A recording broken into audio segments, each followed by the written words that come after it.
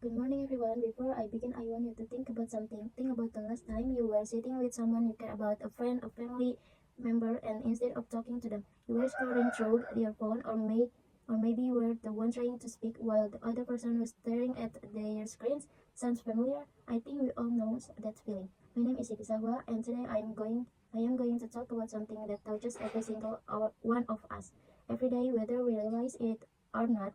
My presentation is titled the impact of social media on interpersonal relationships.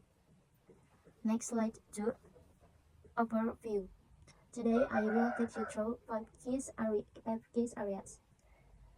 We will start by looking at how massive social media has become in our world today. Then we will explore the positive side because social media has genuinely done a lot of good. After that, we will face the harder truth and examine its negative impacts. We will then discuss practical ways to find a healthier balance. And finally, I will close with some key takeaway that I hope you will carry with you long after this presentation ends.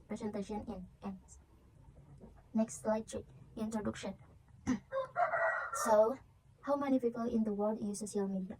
The answer might surprise you. As of 2024, there are 5.70 billion active social media users worldwide. That is more than half of the entire human population on Earth. On average, each person spends 2.5 hours every single day on platforms like Instagram, TikTok, YouTube, Facebook, and WhatsApp. That adds up to over 900 hours per year. Social media has fundamentally changed the way we communicate, the way we form friendship, the way we express love, and even the way we grieve. These platforms are no longer just apps we open out our boredom. For many people, they have become the primary way we relate to one another. And that raises a very important question, one that I want us to sit with throughout this presentation: is social media truly bringing us closer together, or is it quietly pulling us apart? For slide 4, positive impacts. Let us start with the good news because there is plenty of it. Social media, when used thoughtfully, has real power to strengthen human connection. First, it gives us global connectivity. Imagine someone who moves abroad for university or work. Because of social media, they can video call their parents every evening, share photos of their new life, and stay emotionally present in the lives of the people they love. Even from thousands of miles away, relationships that would have naturally faded are now maintained with warmth and consistency. Second, social media creates space for emotional support. Online communities have become genuine lifelines for people facing mental health challenges, chronic illness, or personal loss. In this digital space, people find understanding, empathy, and companionship that they might not be able to access in their immediate surroundings. Third, it enables community building. Social media gives people the ability to find others who truly understand them. Whether through shared interests, shared identities, or shared experience, it creates a sense of belonging that for many people is deeply meaningful. And fourth, it enhances communication. A quick voice note, a short video call, a simple message that say, "I was thinking of you today." These small acts of connection are made easier and more frequent by social media, and they matter more than we sometimes give them credit for. Slide 5. Negative impact. But now, let us talk about the other side, the side we do not always discuss openly but absolutely need to. The first, and perhaps most serious concern, it is impact on mental health issues. Research consistently shows that heavy social media use is linked to higher rates of anxiety, depression, and low self-esteem, particularly among teenagers and young adults. When we spend hours each day scrolling through other people's highlight reels, their perfect vacation, their glowing skin, their seemingly effortless success, we begin often without realizing it, to measure our own worth against an image that is not even real. The second is the rise of superficial relationships. Superficial relationships. Social media gives us the illusion of connection. We may have 500 followers or 1,000 friends online, but how many of those people would we genuinely call if we were going through something truly difficult. Online friendship, while real in many ways, often remain on the surface. They rarely go to the depth that human beings actually need.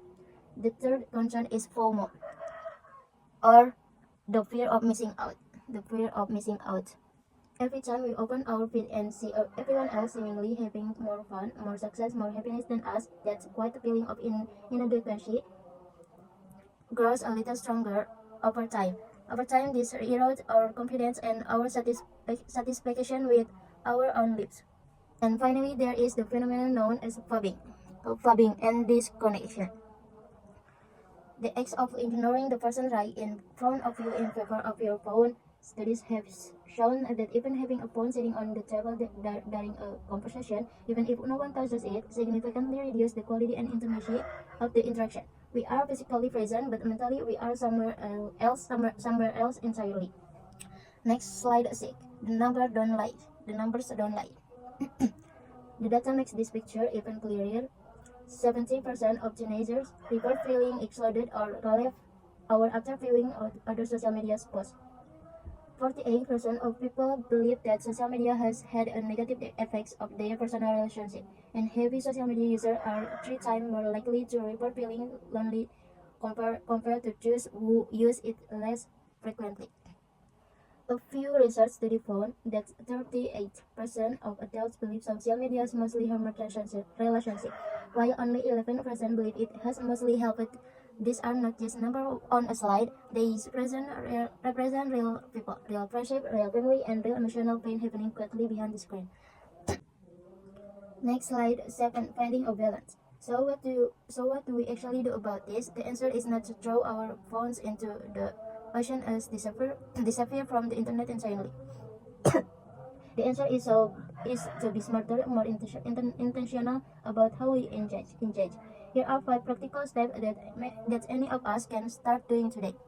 First, set screen time limits. Use the built-in tools on your phone to cap your daily social media use to 1 or 2 hours. It sounds simple, but the impact is significant.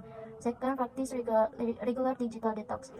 Designate certain times of day as phone-free, especially during meals, during family time, or in the hour before you sleep. Being fully present in this moment is a gift you give you give to the people around you. Third, curate your feed with attention. Unfollow any account that consistently makes you feel worse about yourself. Follow accounts that genuinely educate, inspire, or bring you joy. You have control over what enters your mind each day. You use it wisely. Fourth, prioritize face-to-face time. Make actual plans, show up, have real conversation with real eye contact and real laughter. No, no amount of emoji can replace the feeling of truly being seen by another person. And fifth, use social media with purpose because before you open an app. Ask yourself, why am I doing this right now? If the honest answer is that you are bored, anxious, or avoiding something, put the phone down. Do something that actually nourishes you. Next slide 8. Conclusion. So let me leave you with this. Social media is not the villain of this story. It is a tool, and like any tool, what matters is how we choose to use it. A hammer can build a home, or it can destroy one. It is the same hammer. The difference is in the hands that hold it and the intention behind those hands. Social media can open our world and bring us closer to people we love, but it can also quietly and gradually create distance between us and the person sitting right beside us. The choice of which story we live in is entirely ours to make. Starting today, I want to challenge each of you to use social media more intentionally.